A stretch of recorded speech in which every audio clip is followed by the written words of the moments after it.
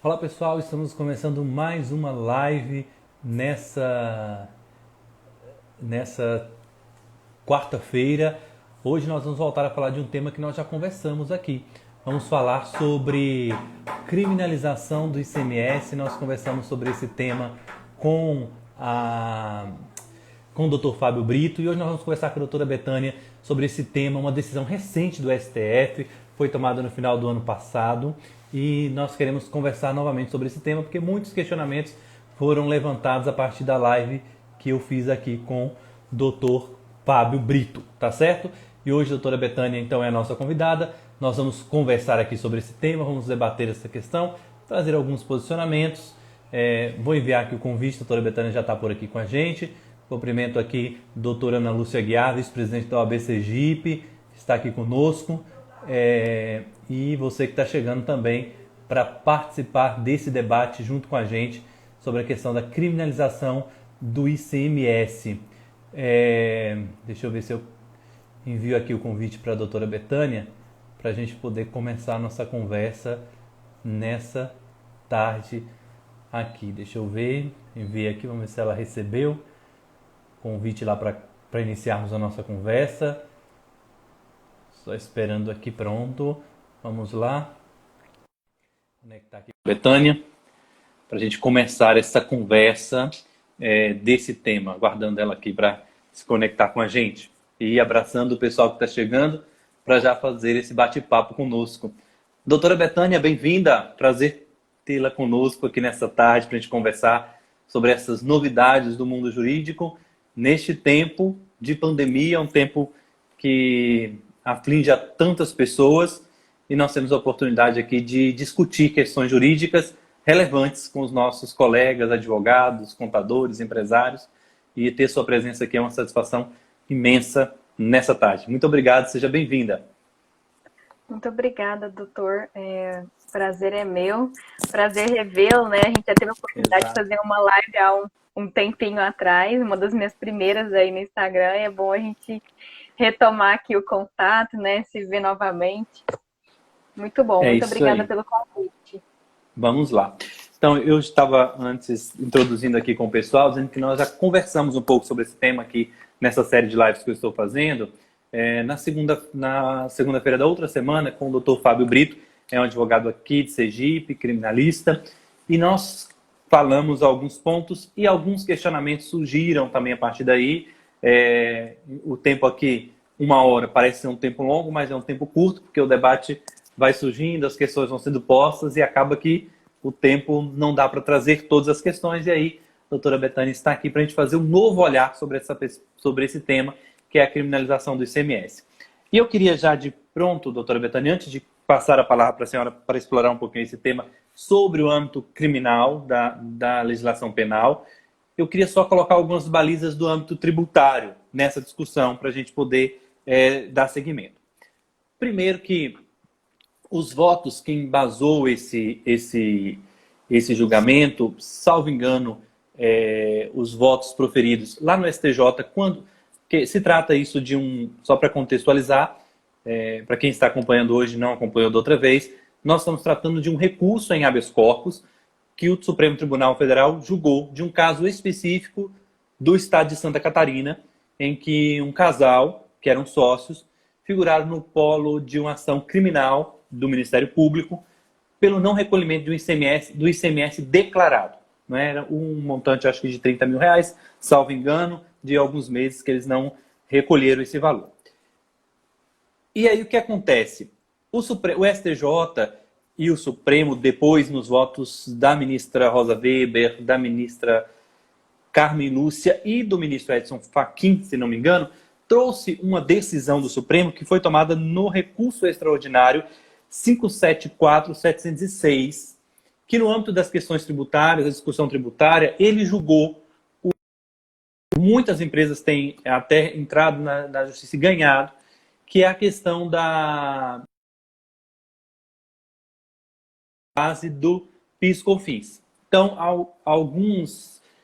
nós tivemos algum probleminha, a doutora Betânia caiu, eu vou continuar explanando essa temática até que ela retorne aqui para a gente continuar conversando. Então, como dizia, exatamente nessa discussão que o Supremo justificou, porque lá ele disse que não compõe a base do PIS/COFINS, então alguns ministros entenderam que não compõe. Voltou, doutora Betânia? Teve problema, não foi? Aconteceu que o vídeo travou e eu caí na live, aí eu tive que voltar aqui. Mas... Pronto, tranquilo. Então, assim, só para passar a palavra, o que o STF disse? Que, como isso não pertence, ao entender dele, ao contribuinte, ao comerciante, ele pega esse valor do contribuinte, ao não passar isso para o Estado, que é o detentor do ICMS, ele estaria incorrendo na apropriação indébita tributária, e aí ele justifica isso porque o tipo penal lá, previsto na lei 8.077 de 91, ele diz que você tem que cobrar ou descontar. Então, como não há o desconto, porque o desconto seria, pensando na questão tributária, no imposto, por exemplo, imposto de renda retido na fonte, você desconta do funcionário e repassa à União Federal. Mas nesse caso específico, ele diz que você cobra do contribuinte e aí há uma divergência no campo tributário. Porque o que se entende é que houve uma interpretação equivocada do próprio entendimento do Supremo nesse aspecto. Porque você não cobra do contribuinte o imposto, você faz uma composição de preço e nessa composição de preço está embutido inúmeras coisas, entre elas o valor do tributo, que aí passa pelo patrimônio do contribuinte e aí pode ser cobrado pelo Estado. E não incide a base do PIS/COFINS, porque não se pode cobrar imposto sobre imposto, base de imposto sobre imposto. E aí há também uma divergência com a própria jurisprudência do Supremo, no sentido de que a gente sabe, e quem estuda o direito sabe que os entes federativos eles são imunes tributariamente.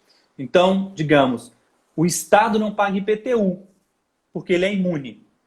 Porém, a questão que se põe o Estado questionou, o município questionou várias vezes, se uma vez que ele é imune, ele não deveria, então, incidir sobre a compra que ele faz, o valor referente ao ICMS, quando ele faz quando ele faz as suas compras. E o Supremo decidindo disse, não, aí você paga, porque você não é você que está sendo tributado. Quem o contribuinte é o comerciante, e ele não é imune. O que ele está ali passando é o preço. Então, se nós pensamos nesse sentido, nós temos aí uma decisão conflitante do Supremo. Porque se ele está dizendo que é uma apropriação indébita, o valor deveria ser do contribuinte, e o contribuinte aí passa para a empresa simplesmente para entregar ao Estado. Então, eu ponho essas questões aqui em pauta para nós começarmos a nossa discussão e tratando sobre aí a sua visão no âmbito penal, que nós temos aí outras discussões, inúmeras discussões que a gente pode colocar em pauta na questão criminal, que eu acho que é muito interessante também a gente ouvir a senhora agora sobre esses aspectos no âmbito criminal do ICMS. Como a senhora vê isso com bons olhos? Como é a sua visão sobre essa questão? Boa noite, né, pessoal? Retomando aqui, eu acho que não tive a oportunidade de me apresentar antes. Meu nome é Betânia, eu sou advogada, estou me especializando em direito das mulheres e sou especialista na área de ciências criminais. Primeiramente, para quem está nos acompanhando aqui, só para a gente retomar rapidinho a questão conceitual, né? Esse ICMS, é um imposto, né, que é cobrado pela movimentação de mercadorias e serviços. Ele deve ser recolhido e repassado ao governo por a venda, né, das empresas de algum produto ou serviço.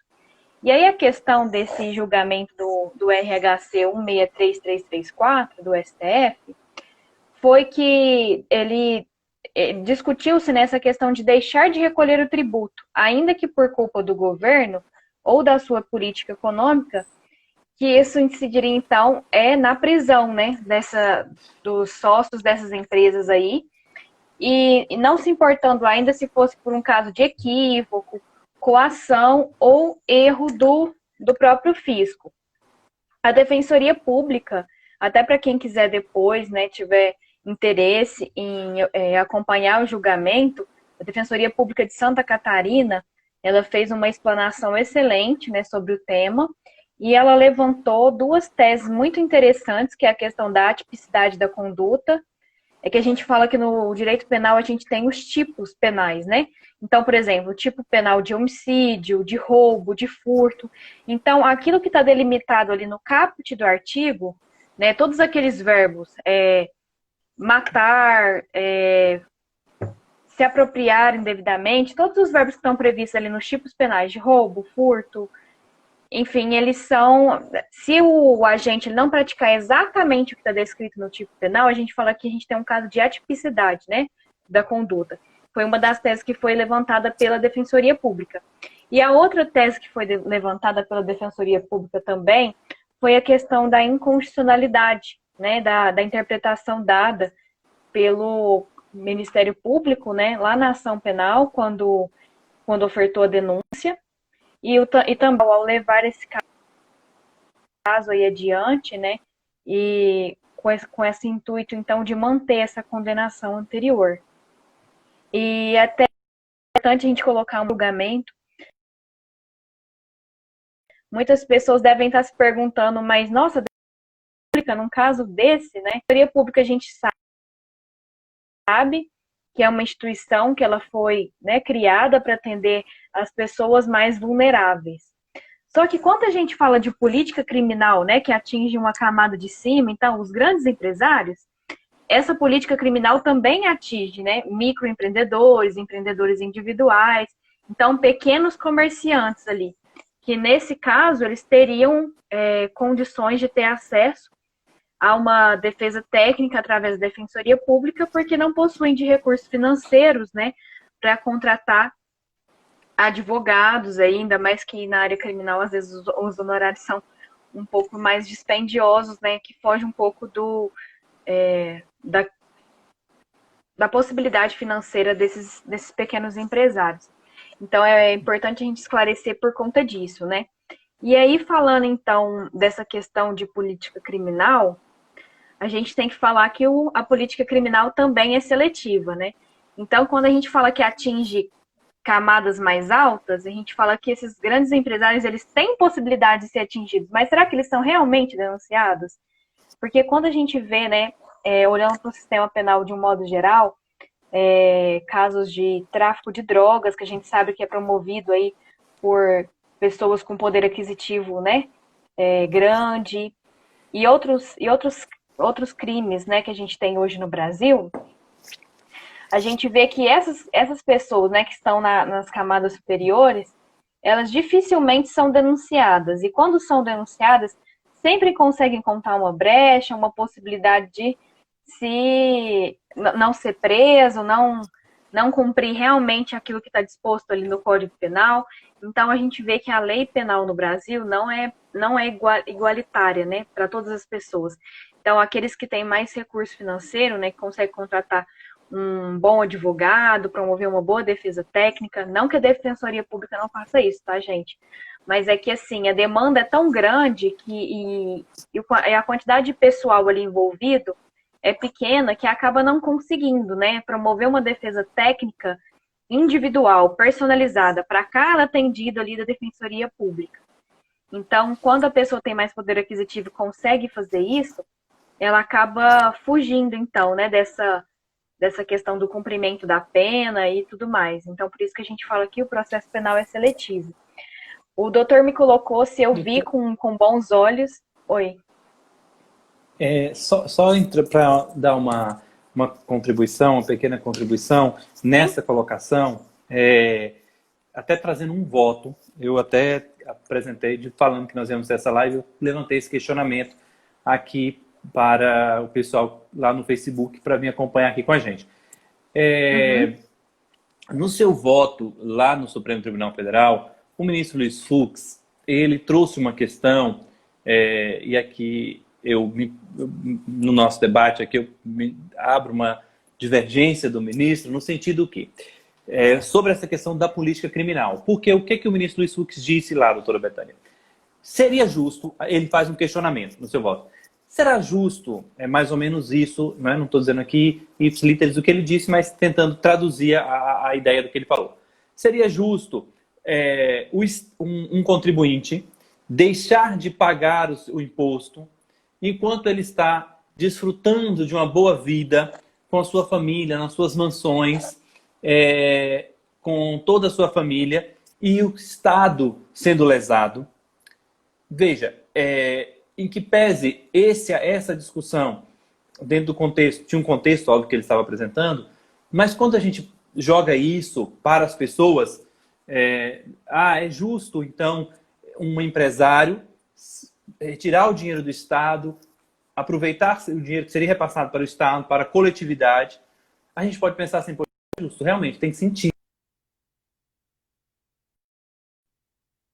O que nós estamos trazendo aqui é que, e aí eu digo na questão tributária, isso também tem reflexo na penal, é que essas grandes empresas, normalmente, elas não vão ser afetadas porque, veja, elas têm recursos. Se a gente pensar nesse tempo de pandemia, quantos empresários, pequenos empresários, vão sofrer financeiramente e vão ter que fazer, às vezes, uma escolha entre pagar o imposto ou, por exemplo, pagar os seus funcionários. E, posteriormente, ele vai ter que responder a um processo criminal.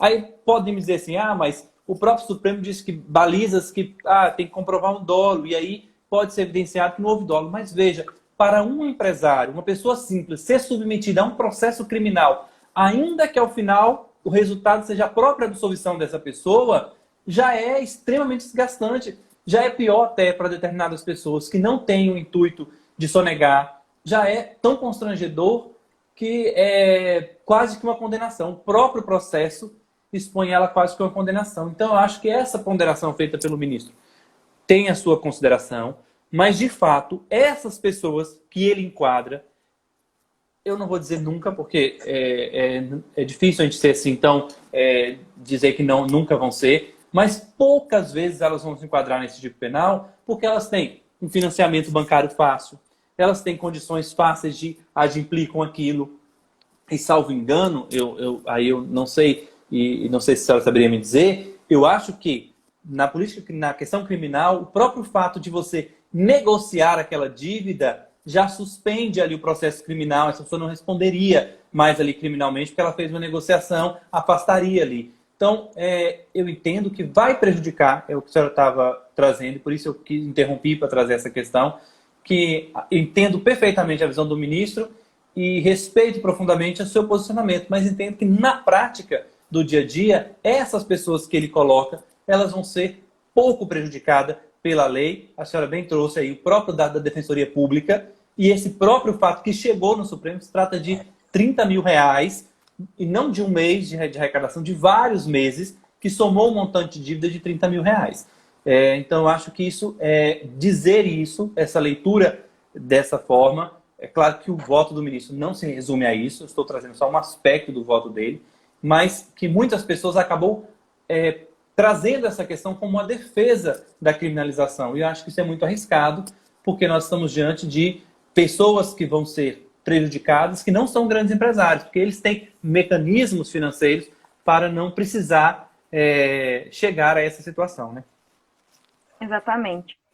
Até sobre essa questão que você colocou do Estado, tem uma notícia do Conjur muito interessante que eles falam sobre essa tese, né, fixada pelo STF, e aí eles colocam aqui, até abrir aqui para ler, porque o textinho é bem interessante, que agora vira culpa exclusiva de quem não pode pagar o sócio melhor remunerado de qualquer empresa, o governo. Então ele coloca nessa reportagem esse trecho, assim, um tanto quanto informal, né, para poder falar sobre o governo. E é exatamente isso. Na situação que a gente vive no Brasil hoje, o melhor sócio remunerado de qualquer empresa é o governo, porque, assim, a quantidade de tributos que a gente tem, né, é muito alta. Então, é realmente complicado. E fazendo essa reflexão que você colocou também do pagamento dos funcionários, é importante a gente lembrar que quando a gente fala, por exemplo, uma empresa que está entrando em sede de recuperação judicial, falência, e em preferências de pagamentos, o crédito trabalhista ele está sempre lá na frente, né? Em preferência de pagamentos. Só que aí quando você vai olhar para a criminalização, A criminalização acontece pelo não pagamento de tributos, mas não se criminaliza, por exemplo, o não pagamento de verbas trabalhistas, né? Então, a Defensoria Pública trouxe essa reflexão no julgamento, no argumento deles, que eu achei também muito interessante, né? Que mesmo que a gente tenha essa preferência do crédito trabalhista, né, pelo pagamento de uma empresa que está em situação financeira difícil, o não pagamento não é criminalizado, só que o não pagamento de tributos é criminalizado. Então, é importante a gente refletir.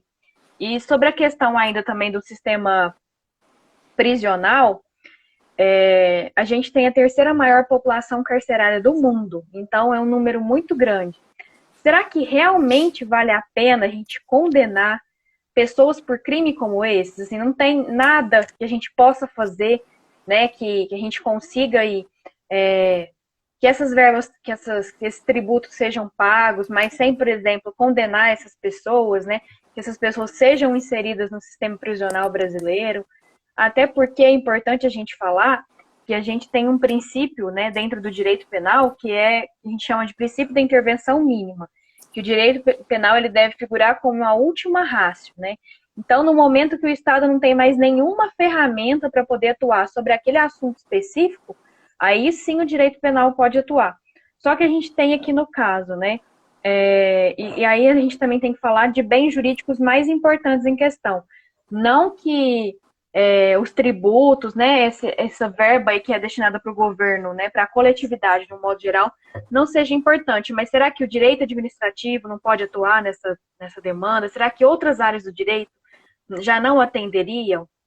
Por exemplo, a pessoa que não paga o ICMS, ela recebeu algum tipo de sanção. Ela não pode mais, então, participar de licitação, celebrar algum tipo de convênio com o poder público. Há outros tipos de sanção que fogem do direito penal que a gente pode aplicar para esse tipo de empresa, né? Que não vai ser tão prejudicial quanto uma condenação penal.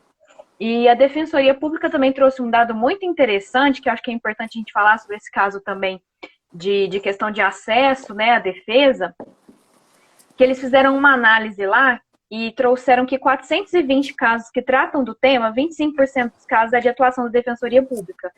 Então, assim, 25% dessas pessoas tiveram condições de ter acesso pelo contexto, né, de recursos financeiros e a situação em que se encontram. Então, quando a gente pensa que não atinge, né, as pessoas, microempresários, pequenos comerciantes, a gente está bastante enganado, né, diante desse número. E eles também fizeram um levantamento em relação a valores. Então, 41% das condenações é dívida inferior a 50 mil e 14% dívidas inferiores a 20 mil. Então, assim, são valores irrisórios, assim, quando a gente fala, né, de tributo de um modo geral, são valores pequenos que a gente consegue resolver realmente de outras formas, né, com essas sanções aí aplicadas dentro do direito administrativo, que eu comentei. Então, a gente tem outras possibilidades. E tenha também a reflexão em relação à apropriação e débito, né, que você já fez anteriormente, de ser um crime não contra o Estado, mas contra o consumidor. É uma matéria que também é discutida.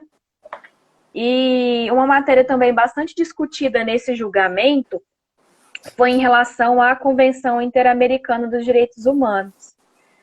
Porque o artigo 7º, item 7 dessa convenção, fala o seguinte, que ninguém deve ser detido por dívidas. Que esse princípio ele não vai limitar, então, o mandado de autoridade judiciária competentes expedidos em virtude de inadimplemento de obrigação alimentar. Então, a única prisão por dívida no Brasil permitida de acordo com a Convenção Interamericana de Direitos Humanos, né, que o Brasil é signatário, é a prisão por dívida alimentar. Então, se o sujeito é preso por não pagar, não recolher aí, e repassar o ICMS, e se ele paga, ele vai ter extinta a sua punibilidade, então a gente não está falando de uma prisão por dívida, porque a partir do momento que ele vai lá e paga, ele vai ter a punibilidade extinta, então a gente fala que essa prisão ocorreu por dívida, porque ele estava devendo para o Estado. Então é muito complicado, né, a gente ser signatário dessa Constituição, dessa convenção, e no momento que nos é pertinente, a gente dá uma outra interpretação para esse artigo. Então, é um tema que precisa ser revisto, né? Exato. E é um tema, só para a gente também pontualizar, É uma discussão posta no Supremo Tribunal Federal, é uma discussão recente, uma decisão recente do Supremo, foi do final do ano passado, e é, claro, um precedente do Supremo, mas o que a gente chama no direito de um precedente não vinculante, porque foi num caso concreto, o Supremo tomou essa decisão em um caso concreto, e não vincula os outros juízes. Ou seja, traduzindo aqui para aquelas pessoas que não são do ramo do direito que estão nos acompanhando. Não vincula, ou seja, o juiz, os outros juízes, os outros tribunais não são obrigados a seguir esse entendimento do Supremo. Eles podem entender diferente em todos os aspectos, né, doutora Betânia? Não simplesmente porque também o Supremo trouxe uma baliza. Um advogado que posicionou-se sustentou nesse julgamento, ele disse assim, essa decisão já tinha vindo do STJ, e ele disse que lá no STJ era uma decisão de um impacto tremendo, e o Supremo, apesar de ser um impacto grande, o Supremo ainda conseguiu colocar algumas balizas que diminuiu o problema dessa decisão. Então, baliza essa que ele diz, olha, tem que ser contumaz, não é? É um devedor contumaz. Que aí o que seria contumaz, não é? Essa questão eu discuti até com o Fábio, e ele trouxe a opinião dele sobre contumaz, mas também, lendo um pouquinho sobre isso, eu verifiquei como tem muito essa discussão, o que acontece hoje no estado de São Paulo, se não me engano, e a própria legislação tributária lá, ela define o que é contumácia. Ela diz que é quem deve 6 meses, né, durante um período de 12 meses, fica devendo o Estado por 6 meses. Mas veja, existe também outras definições, outros parâmetros e outros estados nas suas legislações tributárias estaduais. Então, tudo isso vai ser discutido e muito discutido. Salvo engano, algo desse tipo já é discutido em embargo de declaração no Supremo. E outra coisa que é o dolo. E aí eu levanto esse questionamento para a senhora também pôr um pouco a sua opinião. O Supremo diz que tem que ter dolo. Não é? Esse fato ele não pode ser uma ação de culpa. Tem que ter dolo. Então, a pessoa tem que ter o desejo tem que demonstrar ao Ministério Público, tem que demonstrar o desejo dela de alguma forma, sonegar esse imposto, ficar com esse valor que seria do Estado, apropriar desse valor. Então, e aí eu questiono, se esse dolo não poderia ser afastado pelo fato dela ter declarado? No meu entendimento, sim. Veja, porque se ela queria se apropriar, ela não declararia. Para que declarar? Obviamente Exatamente. Que não é. E aí um outro ponto que eu coloco. Uma pessoa está me dizendo assim, mas isso é muito importante, porque recentemente agora, acho que menos de um mês, um grande empresário do ramo varejista sofreu uma ação, acho que de Minas ele, com relação à sonegação de imposto. Veja, o que se trata ali, eu não estou falando pelo que eu acompanhei vindo de jornal, não aprofundei, claro, nessa situação, mas aparentemente o que se trata ali não é do que nós estamos tratando aqui. O que se trata é de sonegação. Sonegação é o fato de você não declarar, lá se trata de sonegação, lavagem de dinheiro, é outro tipo penal. Que o que nós estamos tratando aqui é a apropriação indébita. É o cara que declarou devidamente, ele disse ao fisco que eu devo e ele não pagou. E aí nós estamos dizendo, para esse cara, eu penso com a doutora Betânia, o Estado tem instrumentos eficazes para cobrar. E o faz através da execução fiscal, que pode, aí, inclusive, colocar ele no Serasa, pode protestar títulos, criar dificuldades. Criar dificuldades não, inserir ele em dívida ativa do Estado, e isso inviabiliza a participação dele, por exemplo, em licitação pública, porque quem não tem certidão positiva não consegue participar de licitações.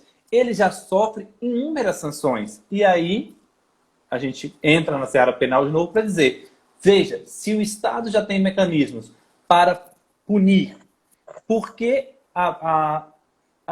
lançar mão do direito criminal? Para forçar o contribuinte a pagar? E aí nós estaríamos aí, no meu ver, se esse é o objetivo do Estado, nós estaríamos diante de uma inconstitucionalidade, por ferir aí o Pacto São José da Costa Rica, o Pacto de Direitos Humanos, que trata sobre... Não sei se eu falei o pacto correto. Falei? É esse mesmo? Que trata da prisão. Convenção de Direitos Humanos, né? Interamericana de Direitos Humanos, isso. Que proíbe a prisão por dívida. Eu entendo que o Estado está lançando mão de uma política criminal para cobrar do contribuinte. Essa é a minha opinião. Claro que a gente respeita aqui quem pensa ao contrário, né? É muito interessante essa colocação. Tem um artigo também sobre a temática que faz essa reflexão, né? Que esse tipo de condenação só seria possível também em situações em que não pagamento do tributo envolvesse algum tipo de fraude. E que nesse caso, né, se não fosse esse o caso, estaria se implantando uma política criminal arrecadatória. Então, que o promotor de justiça ele funcionaria como uma espécie de um cobrador penal. Então, não é isso que a gente vê, né? Há outros bens aí jurídicos que devem ser protegidos pelo direito penal. E como você também reforçou, né? Como eu tinha dito anteriormente, há outros mecanismos possíveis, né? Da gente resolver essa demanda, né? A não possibilidade de celebrar algum tipo de convênio com o poder público, participar de licitação, enfim. Há outros mecanismos que já vão prejudicar esses empresários, né?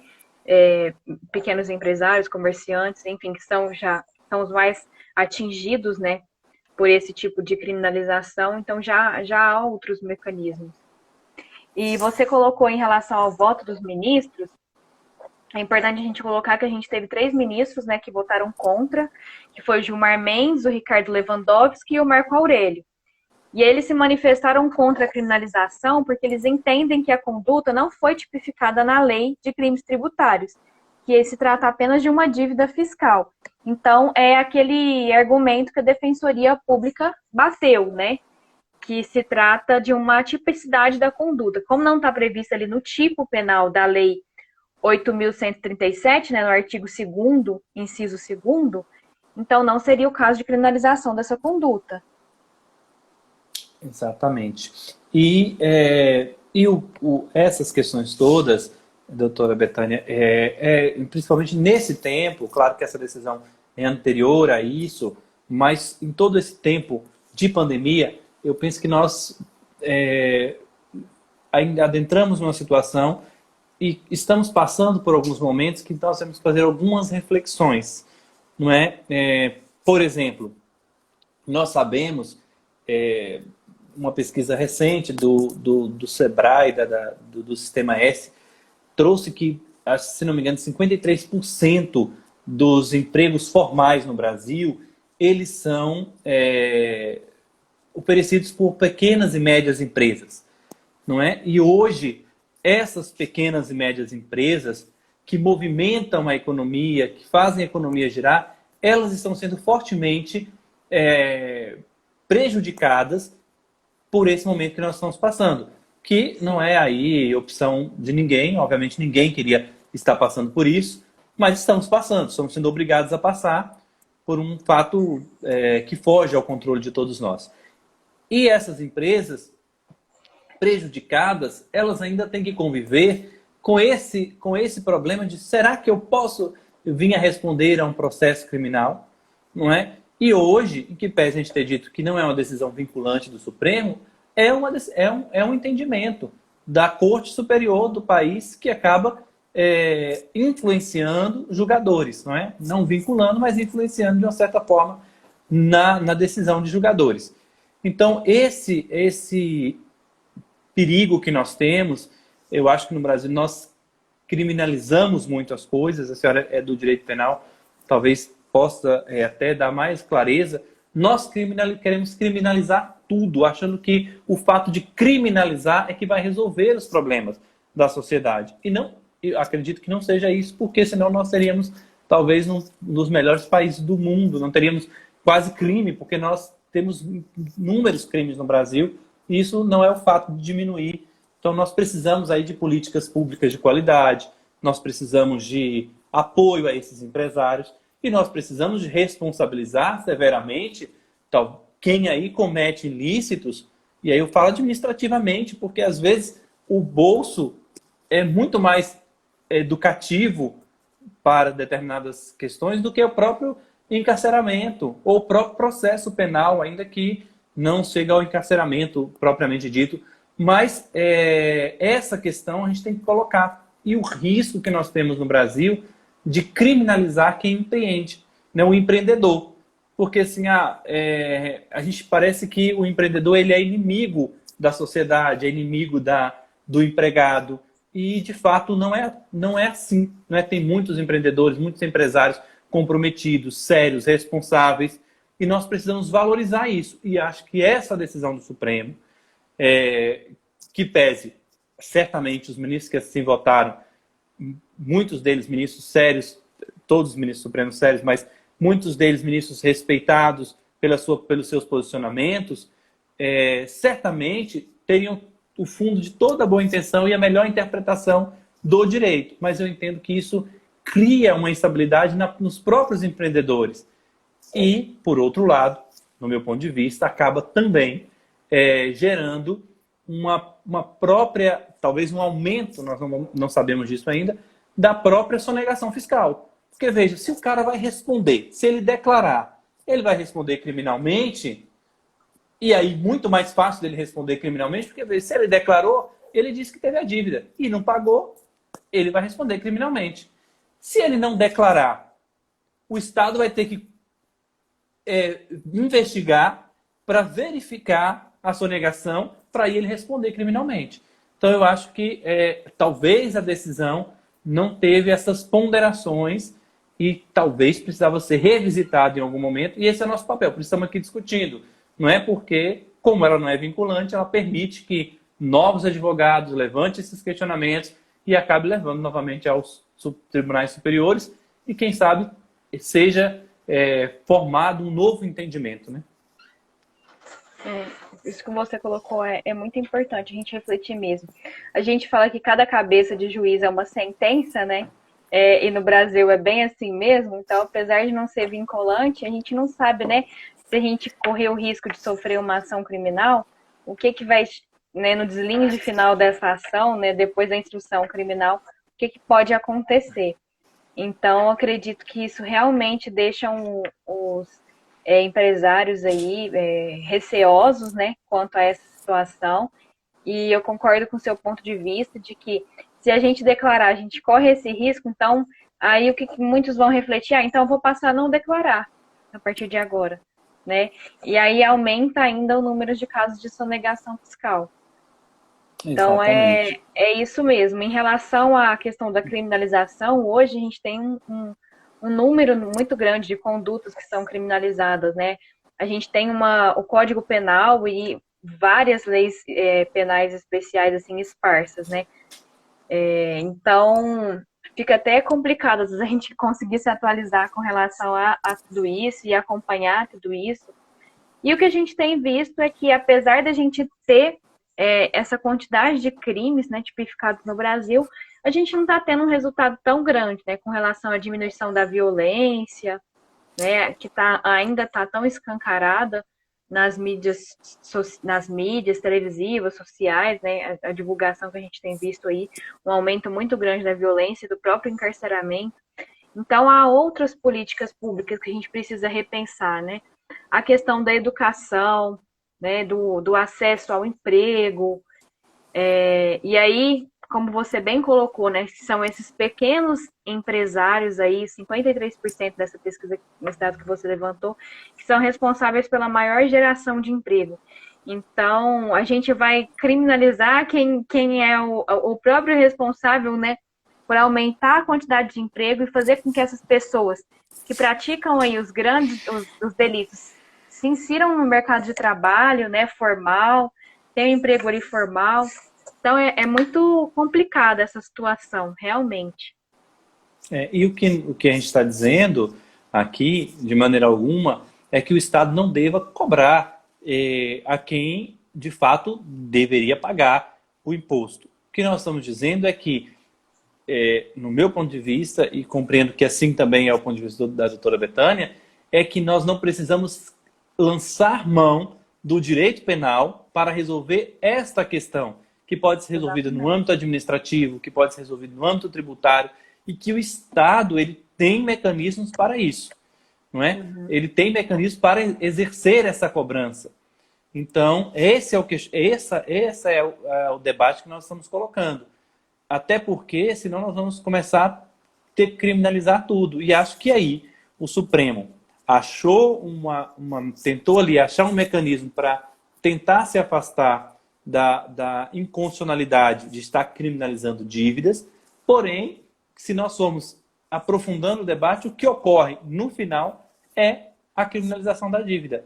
Porque se o fato de pagar extingue a própria pretensão do Estado de punir, nós estamos criminalizando dívidas. Então, é esse cuidado que nós temos que ter. E aí, o risco de estar criminalizando a própria atividade empresarial, que, ao meu ver, já é muito criminalizada no Brasil. Nós associamos, muitas vezes, empresários a questões, a ilegalidades. Não vou dizer crimes, propriamente dito, penalmente, mas a ilegalidade. Não é? A querer tirar vantagem do Estado, a querer tirar vantagem. E isso não é uma verdade absoluta. É claro que em todos os setores da sociedade, nós pensarmos na advocacia, por exemplo, seria criminalizar a própria advocacia. É certo que no meio dos nossos colegas, infelizmente, tem colegas que não são bons advogados, que não exercem sua profissão com o dever que ele prometeu, com a sua obrigação constitucional, mas eu não posso criminalizar a advocacia por causa desses colegas. Como a gente não pode criminalizar o judiciário por causa de maus juízes. E entendo que nós não podemos criminalizar, e aqui eu estou dizendo criminalizar entre aspas, não no sentido de crime técnico do Código Penal, mas de trazer assim, o empresário ele quer lesar o Estado. Não é sempre assim. Às vezes ele pode estar agindo até mesmo por um erro de compreensão, por uma necessidade, por uma desinformação, por uma falta de apoio ali de um contador, de um advogado. Então, esse cuidado que eu acho que nós temos que ter, porque senão a gente acaba por criar dificuldades e essa insegurança jurídica. Nós vivemos em um país de muita insegurança jurídica, não é? De decisões que a gente... E até quando vai durar essa decisão? Na própria seara penal... O STF assumindo o papel de legislativo, muitas vezes. Exato. E na própria seara penal, nós vivemos uma insegurança de a prisão em segunda instância, por exemplo, né? É uma insegurança jurídica, porque o Supremo disse que pode, não pode, pode, e agora a gente não sabe até quando vai vigorar esse entendimento. Há quem diga que existem ministros supremos que esperam uma mudança de composição para trazer esse debate de novo e tentar ter uma nova decisão. Então, acho que isso eu trouxe essa questão da segunda instância porque é um debate muito atual, mas tudo isso cria uma insegurança tremenda, porque a gente não sabe, não é, como vai se dar. E essa própria questão da criminalização do ICMS, entendo que cria essa insegurança jurídica para as pessoas, para os empresários que atuam aí no ramo, e principalmente acho que ganha maior força esse debate nesse momento que estamos vivendo, e que certamente muitas pessoas vão ter que fazer a opção, às vezes, de deixar de recolher o imposto entre as opções de pagamento que ela vai ter que fazer. Essa questão que você colocou é muito pertinente mesmo, em relação ao cometimento das ilegalidades. O que a gente vê é que o próprio governo, né, não dá exemplo quanto à destinação dos recursos, a sua transparência. Então, ele cobra, às vezes, dos empresários, né, dos comerciantes, enfim, dessas pessoas que querem empreender aí, abrindo suas próprias empresas, uma conduta que ele próprio não tem, né, com a população, com a coletividade.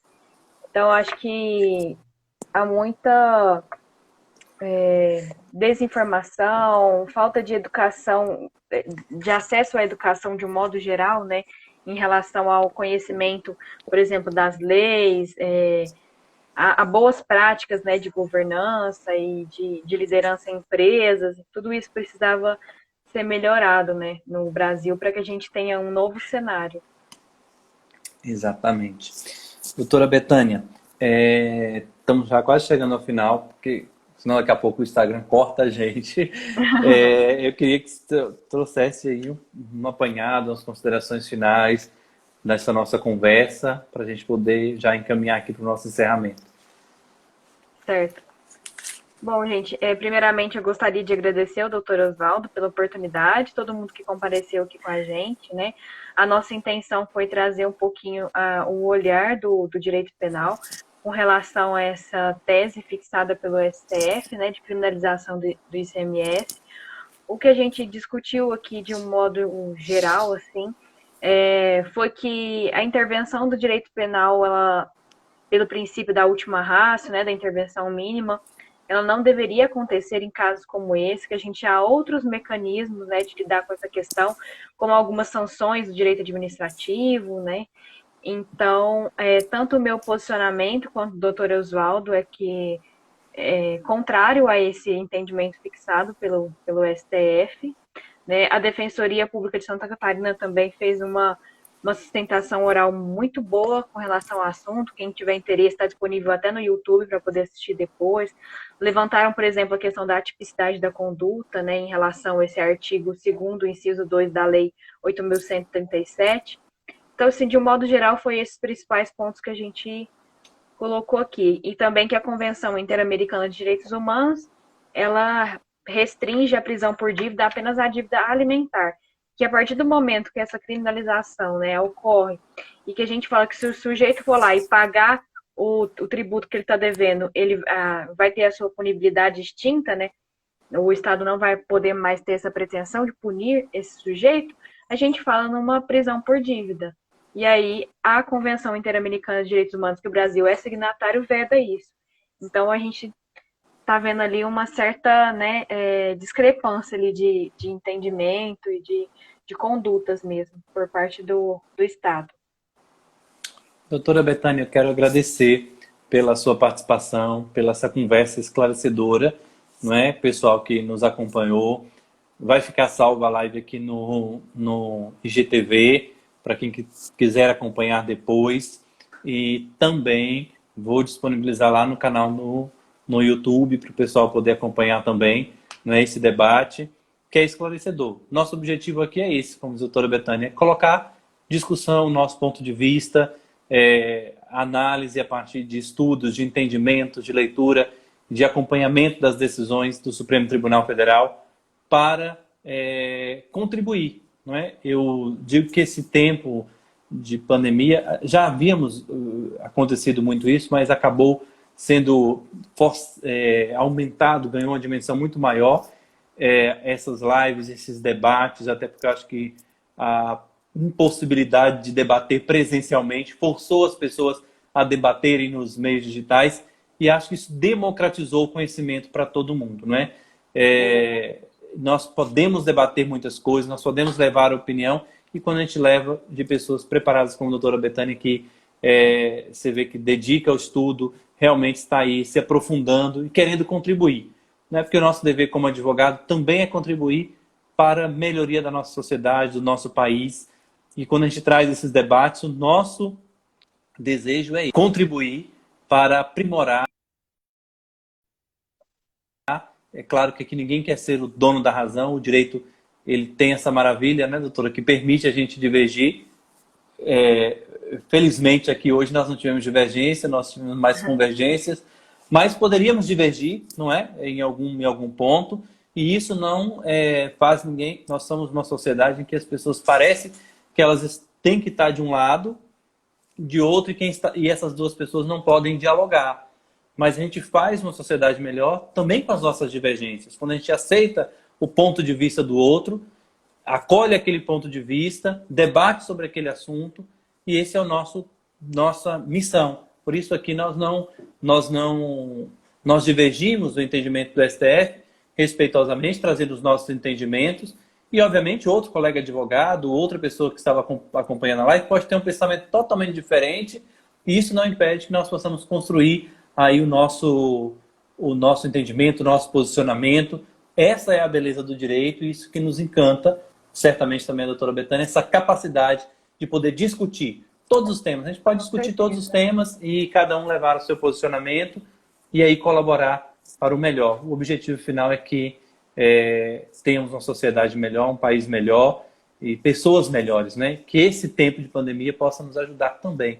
Ontem, para não ficar aqui, como eu fiz uma crítica ao ministro do Supremo, num posicionamento dele, Luiz Fux, ontem, não me lembro, ele fazia uma palestra num congresso que a OAB tem promovido, um congresso online, e ele dizia algo, e aí realmente ele é um defensor disso, e aí concordo plenamente com ele, que esse tempo impõe a todos nós, juristas, operadores do direito, seja advogados, seja juízes, a capacidade de ajudar, e ele dizia aos advogados, que era na OAB, os advogados teriam a capacidade de ajudar os seus clientes a construir diálogos, porque nós não podemos, nesse tempo, levar tudo ao judiciário. O judiciário não vai ter condições de resolver tudo.